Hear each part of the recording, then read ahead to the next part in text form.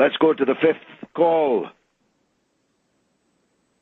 I'm Tony? sorry about that. I mean, these phones are lighting up like crazy. Let me see. We have By the grace of God. Excellent. Excellent. Steve from Central Valley is right on Steve in Central Valley, welcome to the show, my friend. What would you like to say? Hey, George, how are you? I'm well, sir, thanks. Good. I'd like to expand on your earlier point regarding the unrest in the Middle East. Yes. And I'm definitely of the opinion that this is the straw that broke the camel's back. And when you think about it, you kind of listen to a lot of the right-wing talk shows, radio hosts here in America, and I know fascism is certainly not a word that you use lightly, but if you listen to the talk show crowd, they're making it like the problems that we're seeing now, the social unrest, et cetera, is due to the president's weakness, that America has to continue to flex its military strength, and somehow this massive social upheaval and anger towards America is singularly a result of what I consider a really, really bad movie. I saw it, by the way, and it was certainly anti-Islam. But the fact of the matter is, nobody says anything about the fact that we've murdered and slaughtered hundreds of thousands of innocent civilians in Iraq.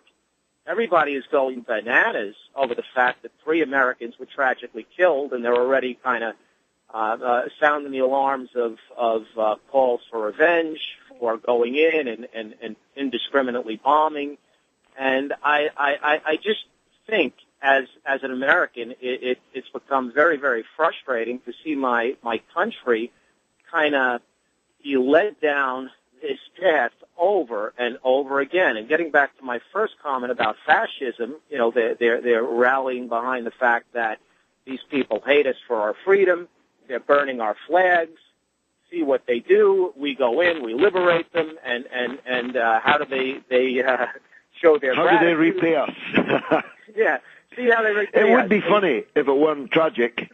Let's go back to the beginning. I acknowledged a moment ago the tremendous sacrifice and heroism of the American people in the great anti-fascist war, which finished in 1945. The problem is neither your country nor mine has fired an honorable shot since. Every shot that they've fired has been against the very principles that we claim to uphold. It has been in defense of empire, of one kind or another, in one theater after another, and the number of countries that have been attacked or invaded or occupied by the United States, usually with Britain in the tail, in the case of Vietnam not, is more than 50. More than 50 countries in just over 60 years, nearly 70 years. It's quite a dismal record. And when I hear people in my own country and in yours say, why do they hate us? I don't know whether to laugh or cry. These people are either too stupid to know that the reason that they hate us is the role that our countries have played in theirs and in the subjugation of them, in the backing of dictatorship, which has its iron heel on their necks, or we don't know that by supporting countries like Israel in their endless persecution of the Palestinian people, the wiping of Palestine off the map, the scattering to the 4 corners of the earth of the people of Palestine, they're either too stupid to know that or too venal to be able to walk in the other fellow's shoes, too venal to feel any empathy for the suffering of other people, don't you think? Absolutely, and I will say just one final point, and maybe you could expand on it, but what's frightening is I'm very confident that a lot of the right-wing talk show radio crowd, like Sean Hannity as an example, are way too smart to really believe that this murder and burning of an embassy in Libya was something that just came out of nothing. That it was it was just. Well, I don't know Sean Hannity. I do know that I challenged him to come on the radio with me once, and he ran away like a scared rabbit. And I issue that challenge again right now through the airwaves of WBAI. But you might be right in his case. But there are others that I think you're wrong about. They're just not smart. I mean, I was once on Bill O'Reilly's show. It's got quite a big number of hits on YouTube. And I formed the view that he was indeed stupid. I'm not sure how he manages to command a primetime television show other than his bigoted hatred and racism, which is dripping from every pore in his miserable face. Thanks very much indeed for that call. Tony, do we have another?